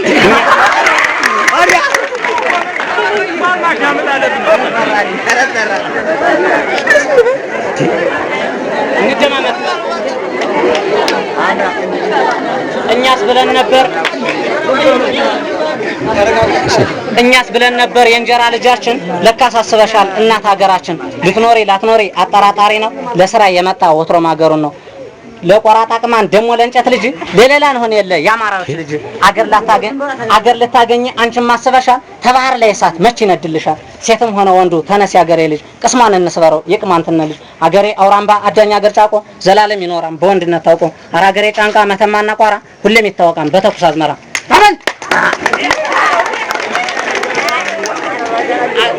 አገሬ ጫንድባ ደሞ ለጉብዝና መች ይዘለቃን አገሬ አርማጭሆ ደሞ ለጉብዝና መች ይዘለቃን በልክ በትምኪቱ ዱሮም ይታወቃን አገሬ አዳኛ አገር የወንዶች ቦታ እጁነን አይሰጥም ጣላቱን ሳይመታ ሁከት ነው ምን ጊዜ ምንም ቢሆን ገና ቅማንቶች ታጠፉ ሰላም የለምና ራስ ሳይጣና እንዴነሽ ጉታና ተንግዲህ የለሽም ተኛ ጋር ዝምድና ጸረን ያለው ነፋስ ጨልጋና ይነፈሰ ቤተ እንግዲህ ቅማንት መጥፊያሽ ደረሰ ሁሉን ነገር ተተሽ ይቅርታን ብትይ ዝምድና የለምና አገርሽ እንግዲህ እንኳን ለቅማላም ኃይላለን ለሌላ የሰሳ ልጅ ረፊ ከእንግዲህ በኋላ ምንድነው ድርድር ይነገር በይፋ ምንድነው ድርድር ይነገር በይፋ ምን ሰላም አለና አስተዳደሩ ታልጣፋ ይላል ነው አሁን ምንድነው የተደረገው እነዚህን ስትመለከት አንደኛ ቅማንት ወንዝ ያራክሳል የሚል ነገር ይጠቀሙ ነበር ከዚህ በተጨማሪ ቅማንት ወንዝን ያራክሳል ብለው ላዛ ማርያም ይመስለኛል ላዛ ባታ ወይ ላዛ ማርያም አውጋ አካባቢ ያለው ቅማንቶች በዛ አካባቢ ያለ ገልቦና እምነት ተከታይ የነበሩ ቅማንቶች በተለይ ቄሶቹ ገላቸውን ታጠቡ ልብሳቸውን አጠቡ ወንዝ ይለው እነዚህ ደብተራዎች አማራነን ያሉ ደብተራዎች ደወል ደውለው ቃጭል ያቃጨሉ ወንዙ ሂደው ታቦት ምናምን ይዘው ባረኩት ወንዙን ማለት ነው ኮቴን ኮት ባረኩት ማለት ምን በርቆት አይደለም ለምንድን ነው ሲባል ይሄ ቅማንት አርክሶታል ወንዙን ስለዚህ ባርከዋል ምን ማለት ነው ቅማንት ማጣጣል ማለት ህዝቡ ጭራሽ ወደ ቅማንትነቱ እንዳይመለስ ቅማንትን እንዲጠላ እንዲያሳድ ለማድረግ የተሰራ ስራ ማለት ራሳቸው ቅማንት ነበሩ አሁን ይሄ ቅማንት እንዲያሉ እንትን ያደርጋሉ ማለት ነው ይሄን ራሱ ስትመለከተው በጣም የሚገርም ነው ሌላው ቅማንት እንጨት አምላኪ ነው ብለው የሚሰብኩት እነዚህ ናቸው ደብተራዎች ናቸው ይሄ እንጨት ልጅ እያለ ቢሰድበን እኮ ከዚህ ነው የሚመጣው ይሄ ብቻ አይደለም እኮ ቅማንት የሰሳ ልጅ ነው የሰሳ ልጅ ረፊ ሲል ሰማው አይደለ ግጥሙ ላይ የሰሳ ልጅ ነው ብሎ ይነግሩሃል ሰሳ እንስሳ እንዴት እንስሳ ይወልዳል ቅማንት የሬት ልጅ ነው ቅማንቱ ከህቱ ላይ ሊወልድ ሲል ሬቱን ሸንቆራ ሰጣው እዛ ወልዶ ነው በ9ኛ ወር ሬት ወለደ ብሎ የሚያወሩ ማለት የሚያወሩ ስለዚህ ማነው ወላጁ አማራው ከሬት የወለደው ሰው ቅማንት ተባለ ብለው ተረኩልን ትርክቱ እኮ ነው ስለዚህ አማራው ሬትን ይደፍራል ማለት ነው ሬት ደፋሪ ነው ማለት ነው በሌላ እንትን የለውም ዝም ብለህ ስትወስደው ማለት ምንም እንትን የለውም ይሄ ያልሆነ ትርክት ፈጥረው ለራሳቸው የሚያስመታ ትርክት ፈጥረው እንትን ሲኮምኩን የኖሩ ሲያዋርዱን ሲሰድቡን የኖሩ ናቸው ይሄንን የምትመለከተው ነው ቅማንት አንድም መነኩስ የለውም በምናምን ይሄ ቄስ ቀለም ወርቅ የሚለው ሰው እየተናገረው ነው በዚህኛው ገዳም ወተን በዚህ ብንወጣ አንድም ቅማንት እንትን አጣን ምናምን እያለ የሚሰብከር የሚሳደበውን መሰደው እንግዲህ ቄስ ነው ይሄን የሚያደርገው ይሄንን ማየት ነው ቅማንት ጅራት አለው ቅማንት እና አንድ ጊዜ ምን ሆነ መሰለ አንድ አጋጣሚ እዚህ ጋር በለስ አካባቢ አንድ ቅማንት ነበረች ዳ የሆነ ስራ እየሰራች ምናምን መሰለኝ ገጠር አካባቢ ነው ዜን ልጇን አዲስ ጨቅላ ልጅ አላት ከጎረቤታ የሆነች አማራ ነኝ የምትል ራሷን በአማራነት እንትን የተሸፈነች ማለት በደብተራው ትርክት የተሸፈነች እቺ ቅማንት መሆኗን ያውቃሉ ልጄን እይልኝ ብላ ውሃ ለተቀራ ስትሄድ ባልና ሚስት ልጁን ህፃኑን እንትኑን መቀመጫውን ገልጠው ያያሉ አብቅሏል አላበቀለም ጅራት እያሉ ማለት ነው አብቅሏል አላበቀለም ሲያዩ መጨረሻ ላይ ሰትዩዋ ወደ መምጫዋ ገደማ አይ በቃ አላበቀለም ይሄ ምን ተው ምናምን ይባባላሉ አይ ይሄ እኮ ጫቅላ ስለሆነ ነው አላበቀለም ገና ያበቅላል ትልቅ ሲሆን ነው የሚያበቅሉት ማለት ነው በቃ ልክ እንደ ቀንድ ማለት ነው ቀስ እያለም እንደሚበቅል አድርገው ይደመድማሉ ስትመጣ ይሄንን ነገር ገልጠው ልጁን ጅራት አለው የለም እያሉ እየተከራከሩ አየች ልጇን ተቀበለ አንድ ቀን አላደረችም ጥላቸው ሄደች እዛ ቦታ መለቃ ሄደች ማለት እንዲህ አይነት የማሸማቀቂያ ስራዎች የሚሰሩት ብዙ ናቸው ቅማንት ጆሮው እንደዚህ ነው ትልቅ ነው ጆሮው ጥቃቅን ነው ቅማንት ጆሮው እንደዚህ ነው ቅማንት ይሄ ሁሉ ትርክት ትላንት እሱ የኛ ቅማንት የነበረ ነው ተጠምቆ ነው አማራኒ የሆነው በእንትን ይሄ የአናቶሚ ወይንም የሆነ የፋሻል እንትን እሱ እንዴት ነው ሊለይ የሚችለው ከቅማንት ማይሆን ነገር ማለት ነው እንዲህ አይነት ትርክትን ሁሉ የፈጠሩልን እነዚህ ደብተራ የአማራ ደብተራዎች ናቸው ጅራት ተከሉልን ቀንዳ በቀሉልን ከሰሳ ዋለዱን የሬት ልጅ ናቸው ይሉናል ምንም ያላሉን ነገር የለም ማለት ነው እንግዲህ ቅማንት ተስካር ላይ እንዲህ ያደርጋል ብለው የሚሳደቡትን ራስ ወሰደው እንዲህ ሁሉ ትርክት ፈጥረው ያወራሉ ምን ማይባል ነገር የለም እኮ ማያረጉት ነገር የለም ይሄ ሁሉ ምን ለማድረግ ነው ለቅማንት እንደዚህ አይነት ወሬዎችን አውርተ አሸማቀ እንዲጠፋ ማድረግ ነው አንድ ሁለተኛ በሌላው ዘንድ እንዲጠላ ማድረግ ነው ሶስተኛ አንተ ራስን እንድጠላ ማለት እንድጠላ ራስን ማለት እንዲህ ሁሉ ሲያደርጉ ነበር ማለት ነው። ሶስተኛ ነጥብ ላንሳለ። ሶስተኛ ቅማንተኛ ቋንቋን በማጥፋት ግንባር ቀደሙ ደብተራ ነው፣ ቄስ ነው። ግንባር ቀደሙ ይህ የሚካድ ሀይቅ አይደለም። የወፍ ቋንቋ ነው፣ የሰይጣን ቋንቋ ነው። ተጠምቀ ቅማንተኛ ከተናገረ ትረክሳለህ። ስትናገር ክርስቲያን ሆነ ከተገኘ እንትን ታደርጋለህ። ቄደር እንደገና መጽሐፈ ቄደር ማለት ላይክ የሰላም ስጋ በላ ምናምን ብለው እንደሚያደርጉት ማለት እንደዛ ሃይማኖቱን እንደጣለ ተደርጎ እንደገና ይጠመቃል። ቋንቋ ስለተናገረ ቅማንተኛ ስለተናገረ የሰይጣን ቋንቋ ነው ብሎ ይሄ ሁሉ አሁን ይኸውልህ ቋንቋ የሰይጣን ምን ሆኖ አይደለም። እግዚአብሔር ሲመሰገንበት የኖረ የሕግ ልቦና መቀደሻ የነኖህ ከዛ በፊት የነበሩ አባቶቻችን ቋንቋ ነው ቅማንተኛ ቋንቋ ማለት ከአዳም ጀምሮ እስከ ኖህ የነበረ ከዛም በከነአን ላይን በካም በኩል የመጣ ቋንቋ ነው። ዛሬም ድረስ የሚቀደስበት ቋንቋ ነው። የሰይጣን ቋንቋ የወፍ ቋንቋ ምናምን ብሎ አራክሰው ይህንን ነገር ያወገዙት እና ቋንቋህን እንድጥል አድርገው ብዙ ሰዎች ቋንቋቸውን እንዲጥሉ በተለይ ለአርማጭሆ እንደዛ ያደረጉት ቋንቋው የሚያረክስ ሆኖ ሳይሆን እንድጠፋ ስለፈለገ ነው። ቋንቋው ካልጠፋ ቅማንት አይጠፋም ብለው ስላሰቡ ማለት ነው። ይህንን ማየት ትችላለህ። ሌላው አራተኛ በመተትና በድግምት አስፈራርተው ይዘርፋሉ፣ ይበላሉ፣ የፈለጉትን ያደርጋሉ። ቅማንት ምድር ዛሬም ድረስ ማለት ዛሬም ድረስ መሪ ጌታነን ምናምን ጌታነን ምናምን ብለው የመጡት ይህን ነው የሚያደርጉት። ሌላ ነገር የላቸውም። በረድ ጠባቂ ብለው የበረድ ደጋሚ ይባላል። እህል በግዳ እያዋጣ ይሰጣል። መሪ ጌታ ነው፣ ቤተክርስቲያን ተቀምጧል። በረድ ደጋሚ ነኝ ይላል። ሰይጣን ነው የሚጠራው። በሰይጣን ነው በረድ የሚደገመው፣ በመንፈስ ቅዱስ አይደለም። ራቁቱን ነው ዝናብ ሲዘንብ የሆነ ቦታ ድንጋይ ላይ ወጥቶ ወይ በእንጨት ተደግፎ እንደዛ የሚንተባተበው። እንዲህ እያደረገ የበረድ ጠባቂ ተብሎ ይዘርፋል ማለት ነው። ምንም እኮ አያረግም፣ ምንም ባያረግም ብቻ ይበልሃል፣ ይዘርፋል ማለት ነው። በስነ ልቦና ቀውስ ውስጥ ይከታል ማለት ነው።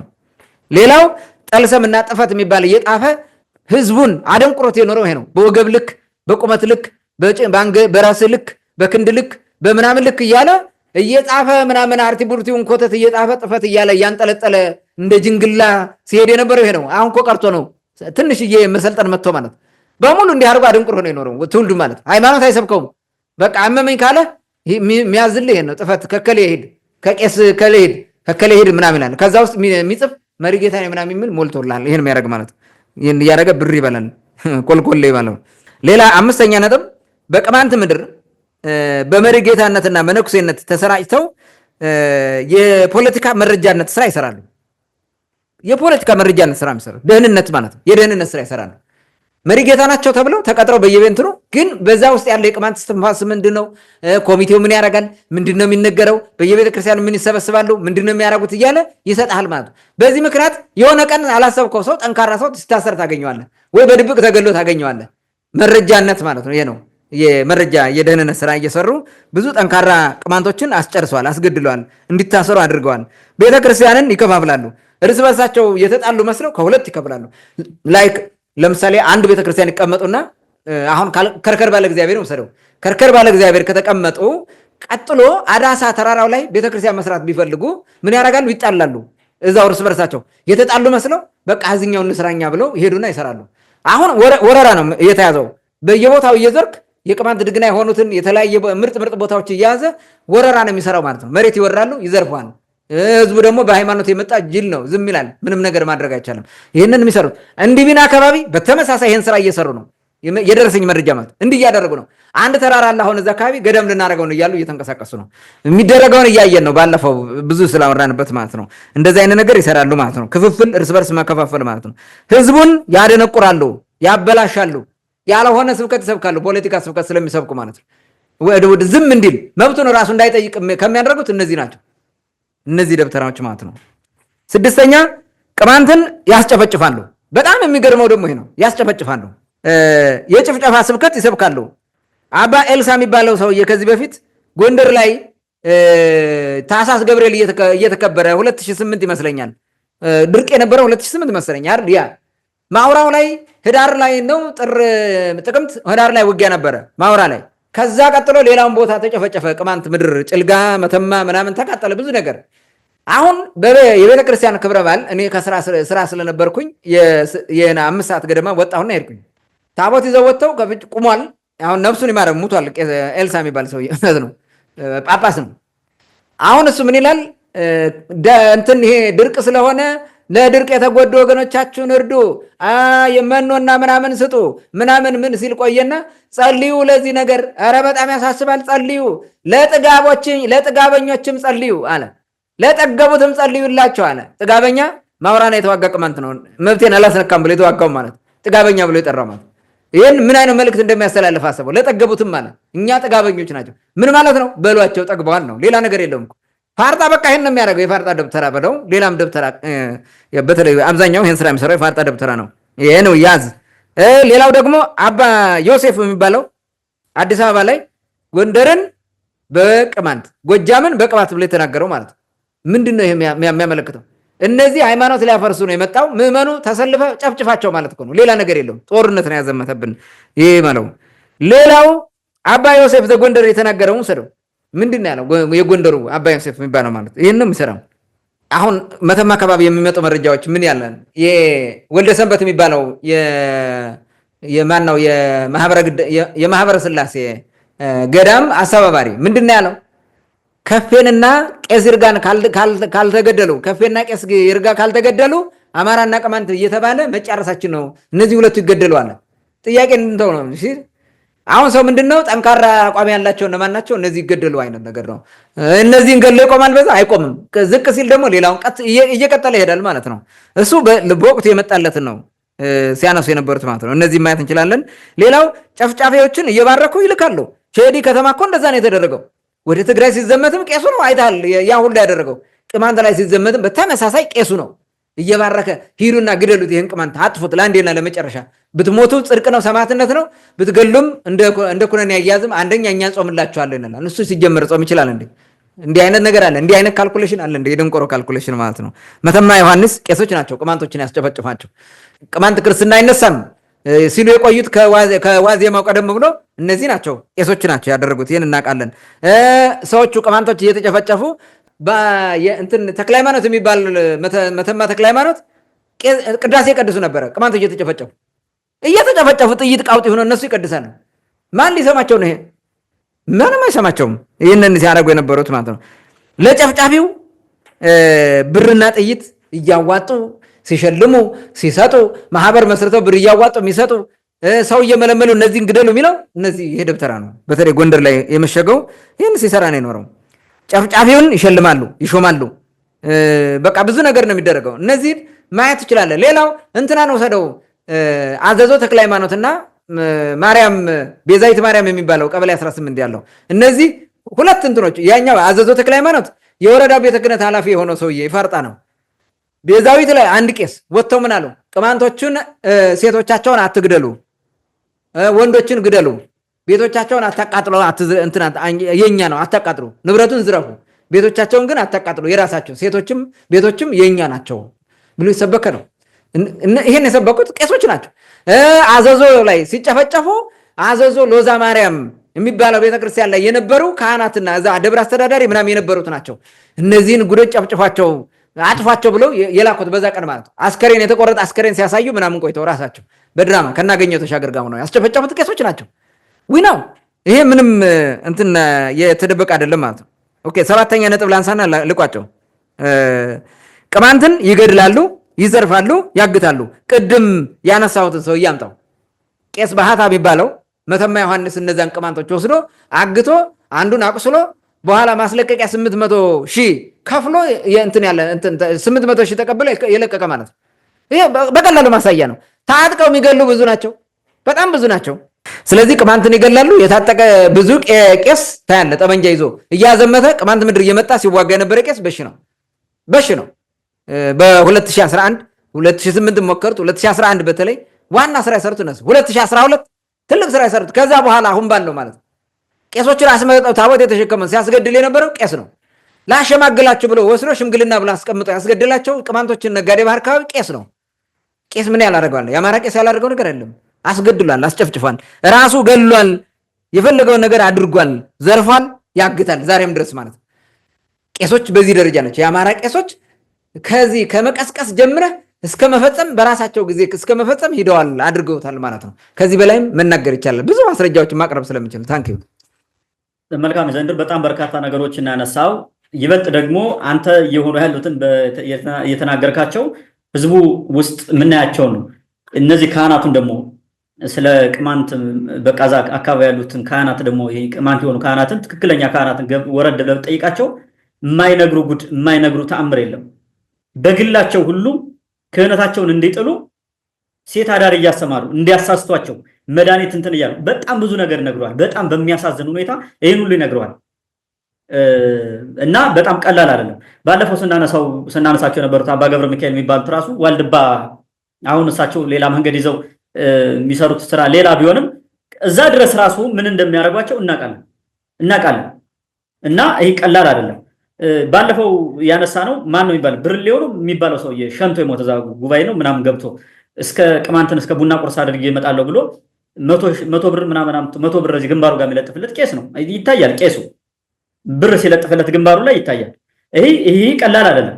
ሌላ ቅድም ያልከው አባ ኤልሳ ወይም አባ ዮሐንስ የሚባለው የሰሜን ጎንደር ሀገረ ስብከት የድሮ ማለት ነው የሱ ሊቀ ጳጳስ የነበረው በ2011 ከዚህ የመተማው ጭፍጨፋ የጭልጋው በቃ በብዙ ቦታ የነበረ ጊዜ የላይ አርማጭሆ ካህናት ዲያቆናት ተሰባስበው ምክንያቱም ከትክል ድንጋይ ጎንደር ብቻ ነበረች ክፍት መንገዷ እና ወቅቱ የነበረው የጎቤ ተስካር ምናምን አካባቢ ሆኖ የጎቤ ተስካር ልንበላ ተብሎ እነምሬ ወዳጆ ሁሉ ፎቶ የተነሱ ተዛመነኩ ሴጋ ከወልዶ ተነስተው ወልዲያ ምናምን የዛን ወቅት ነውና ጥላ መስቀል ድባብ ይዘው እነዚህ ካህናት እዚህ ላይ አርማጭሆ ያሉት ብቻ መንገዷ እሷ ብቻ ክፍት ስለሆነች በቃ ነፍሳቸውን ሽጠው ሂደው አናገሯቸው።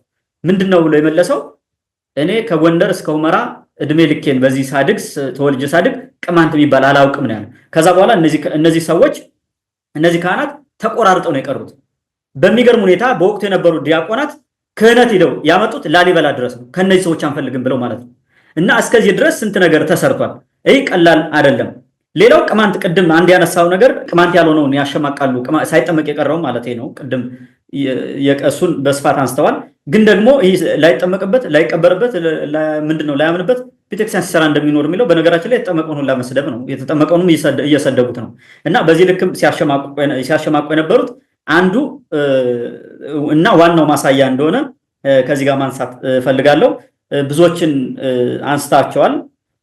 እንግዲህ ምን ያክል ነገሩ በጣም አደገኛና ስር የሰደደ መሆኑን ያሳያል ማለት ነው። ወደሚቀጥለው ጥያቄ ልለፍና እንግዲህ ከነዚህ ቄሶችና ደብተራዎች ቅድም ስታነሳቸው ከነበሩት ደብተራዎች ጥፋት ለመዳን ቅማንቱ ምን ማድረግ አለበት የሚለውን እሱን እንደ መፍትሄ በመጨረሻ ብናነሳ ደስ ይለኛል። መቀጠል ይችላል። ኦኬ። በተለይ አሁን ካህናት ላይ ቅማንት የሆኑ ቄሶች ላይ የሚደርሰው በደል ማለት የሚደርሰው መከራ ሩፋኤል በአትን 2011 ነው 2009 2008 በዛ አካባቢ ይመስለኛል ጎንደር ሩፋኤል ቤተክርስቲያን አንድ ቅማንት የሆነ ቄስ ነበረ። ለምን አንቺ ብለው የሚጠሩት ለምን አንቺ ሄደሽ እዛ እንጨትሽ ውስጥ አትቀድሽም? ምን ታደርጋለሽ እዚህ እያሉ ያሸማቀቁታል። ሰውየውን ጥሎወጣ ሄደ። መንበረ መንግስት መድኃኔዓለም የሚባለው እነ ሊቀ ሊቃውንት እዝራ የሚባሉ ፋርጣዎቹ የሚያስተምሩበት ማለት ነው። ምንድነው አንድ የጭልጋ ቀይ ረጅም ስሙ ጠፋ አንድ መጽሐፍ ጽፏል፣ የሆነ መጽሐፍ። እሱ ሰውዬ ከነሱ ጋር ይማር ነበረ። ቀይ ረጅም በጣም ዲሲፕሊን የሆነ ሰው ነው፣ መልከኛ ሰው ያስተምራል። በስብከት ይሰብካል፣ ያስተምራል፣ መጽሐፍ ይጽፋል፣ በተለያየ ቦታ ይንቀሳቀሳል። እና እሳቸው እንትን ይሄ ምንድነው መንበረ መንግስት የሚባለው ላይ ከነዝራ አብሮ እየተማረ ምንድነው ያደረጉት? ትልቅ ሰው ነው፣ መምህርም ነው፣ እያስተማረም ስለሆነ በቃ አንዲት ቆንጆ ሴት አመጡና እንትን ልብስህን የምታጠብ ቤቱን ንጽህና የምትይዝ ምግብ ትስራለህ አሉት። እንደዛ ብለው አታለሉ። እንግዲህ እዛ አንድ መቃብር ቤት ነው ያለው ሰውየው። እሺ ምንም ችግር የለም ብሎ እሱ ራሱን ተማምኖ ማለት ነው ምንም እንደማይሆን ስለተማመነ እሺ ብሎ እችን ሴት ያስገባሉ። አሁን ምግብ ምናምን ስትሰራ መስተፋቅር አሰርተው አበሉት ሰውየው። ከዛ እዚህ ሴትዮ ጋር ተኛ። እንደዛ አድርጋ አረከሰችው። ይሄን ሲያቅ መጨረሻ ላይ ማለት ነው ጥሎ ጠፋ። አሁን የት እንዳለ አታገኘውም ሰውየው። የጭልጋ ቅማንት የት እንደገባ ፈልግ አታገኘውም። አሁን የለም በቃ ጠፋ። መነነ በቃ በእንትን ጫካ ይሄ የሆነ በገዳም ጠፋ የለም። ምክንያቱም እሱ የሚያስበው የነበረው ስታተሱና ያደረገው እንትን ሌላ ነው። መስተፋቅር አብንቶ ማለት ነው። ቱ ዚስ ኤክስተንት ያጠምዳሉ። አሁን ይሄ ሴተኛ ዳሪ በለው ምናምን በለው አንተን ለመጣል ከማድረግ አይመለሱም።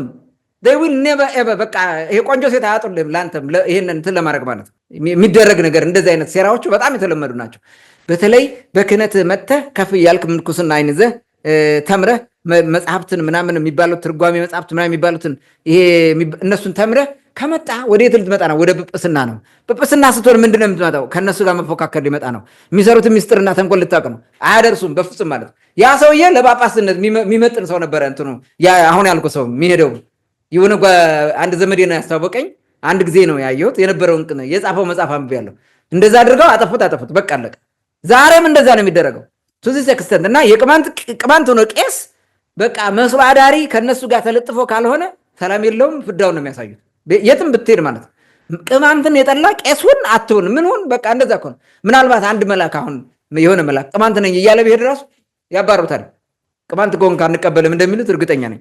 በዚህ ደረጃ ነው። ዘረኛ የሆኑ ናቸው። ዘረኝነትን ነው የሚሰብኩት፣ ሌላ ነገር የላቸውም። ኦኬ ከዚህ የአማራ ጽንፈኛ ቄሶችና ደብተራዎች ጥፋት ለመዳን ቅማንቱ ምን ማድረግ አለበት የሚለውን ላንሳ። የተወሰኑ አሁንም 7 ነጥቦችን ላንሳና ልጨርሰው ፈጠን ብዬ። አንደኛ ይህን የደብተራ ሴራ በሚገባ ማወቅ ነው። ሴራውን በደንብ አድርገህ ማወቅ አለብህ። ሴራውን ካወቅከው እርምጃ መውሰዱ ቀላል ነው። አንተ እንዴት ነው መከላከል? ትልቁ ችግር ምንድነው? ቅማንቱ ይረሳል። የዋህነቱ ነው።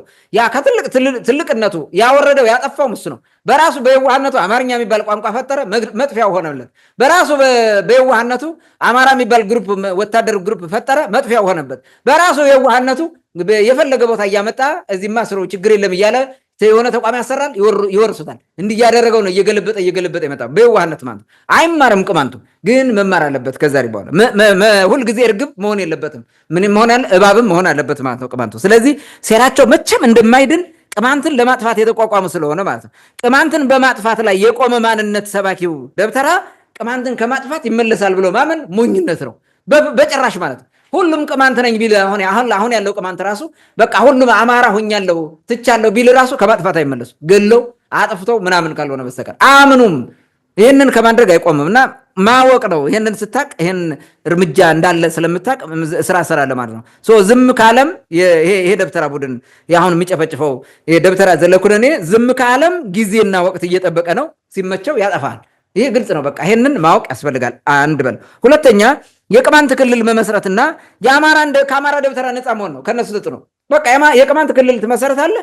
በክልል ውስጥ ያሉ እንትኖቹን ሰበካ ጉባኤዎች ይሄ ምንድን ነው የሚባሉት የቤተ ክህነት የሚባሉትን በሙሉ የቅማንት ሊቀ ጳጳስ እንዲመጣ የቅማንት ሊቀ ጳጳስ እንዲሾም አድርገህ ትቆጣጠረዋለህ። በቃ በቅማንት ክልል ውስጥ እንደፈለገ የአማራ ክልል ነው እያለ እንደፈለገ እየመጣ አይዘማነንብህም ማለት ነው።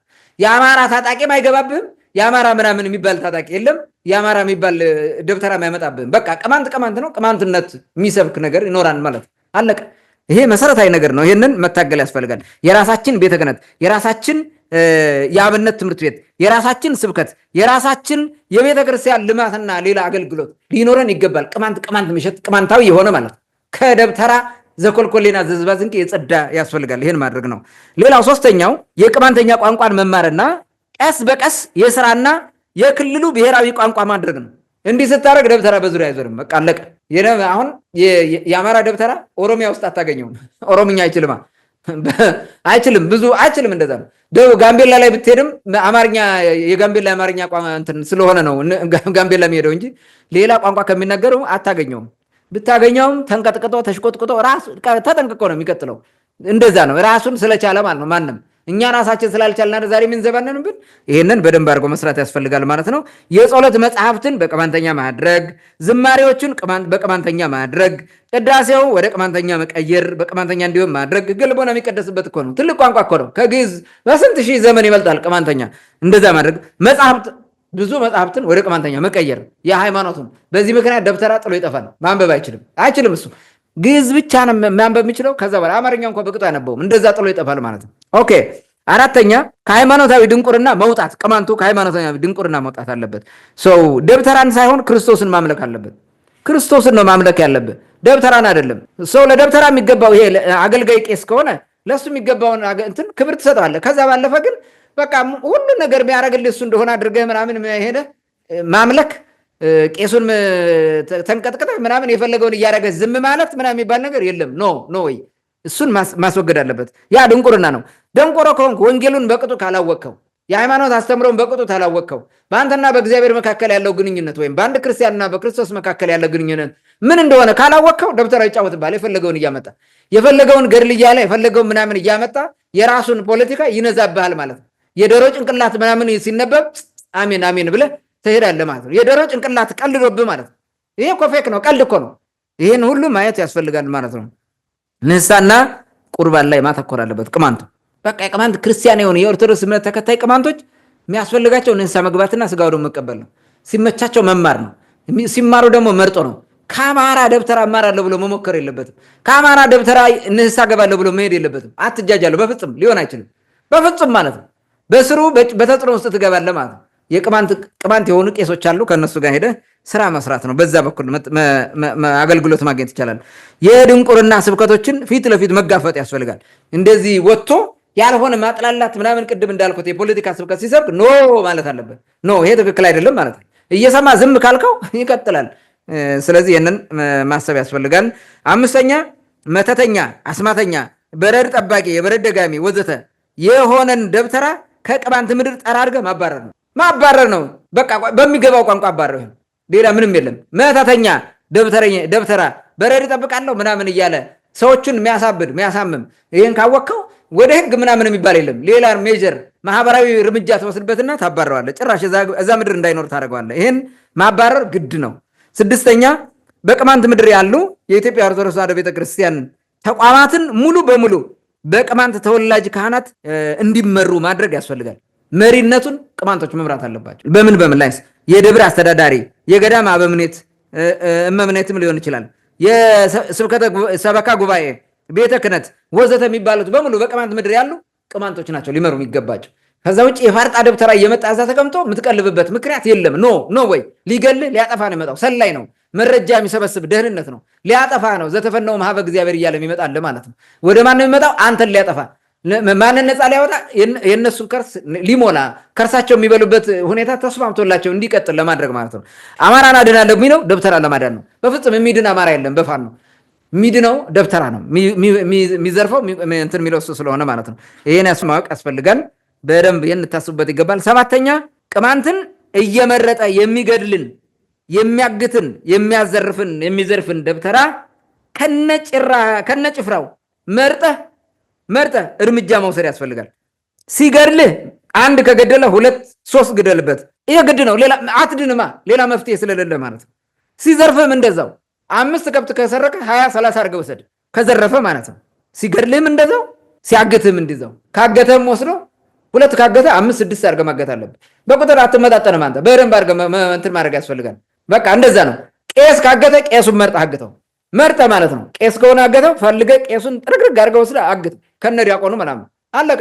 ይህንን ማየትና መረዳት ያስፈልጋል ማለት ነው ፈልገው። በአጠቃላይ ቅማንቶቹ የደብተራ ጋር ያለ ግንኙነት እንደዚህ አሁን ባቀረብናቸው መንገድና በጣም በጥንቃቄ መሆን አለበት። ዝም ብሎ በየዋህነት እግዚአብሔር ያድነናል ባክተው ምናምን እያልክ ሲበላ ሲቆረጭምህ ዝም ማለት የለብም። አሁን እንትና ማን ነው አባ ወልደሰንበት የሚባል ወጠጤ መነኩሴ እዛ እንትን መተማ አካባቢ የሚሰራውን ስራ እያወቃችሁ ዝም ካላችሁ ችግር ነው። እያወቃችሁ ከእናንተ ጋር ሲመጣ ተቀብላችሁ ተሳልማችሁ ትሰዱታላችሁ። ዞር በል አንተን አንሰልምም፣ ሌባ በለው፣ ቀጣፊ ነህ በለው። ምን ያመጣል? ምን ትሆናላችሁ? እኔ እኮ አሁን የማይገባኝ ነገር ይሄ ነው። እንዴት ነው የሚፈሩት? ምኑን ነው የምትፈሩት? ጎበዝ እሱ ሰው ሲገድል ያልፈራ ያላሰበ ያልተሸማቀቀ ቅማንትን ለማጥፋት ስራ እየሰራ ሳይሸማቀቅ ኃጢአት የሞላ የተከመረበት ምን ያረጋሃል? አንተን ቅዱስ ሆኖ ቢሆን እሺ አክርበው። ይሄ ቅዱስ አይደለም። እንዴት ነው ቅዱስ ይሆናል? ፖለቲከኛ ነው። ልም ያለ እያየው እያወቅከው ሰው በዚህ ደረጃ ነው ማየት ያለብን ማለት ነው ፈልገው። ታንኪዩ። መልካም ዘንድር እንግዲህ በመጨረሻ ያስተላለፍካቸው መልእክቶች ለሁላችንም ይጠቅማሉ። ይህን ሁላችንም ልብ ብለን ልንሰማው ይገባል። በአጠቃላይ ውድ አድማጭ ተመልካቾቻችን ለዛሬ የነበረን ውይይት ይመስል ነበር። ስለተከታተላችሁን ከልብ እናመሰግናለን። በሌላ ፕሮግራም እስከምንገናኝ መልካም ጊዜ ሆንላችሁ።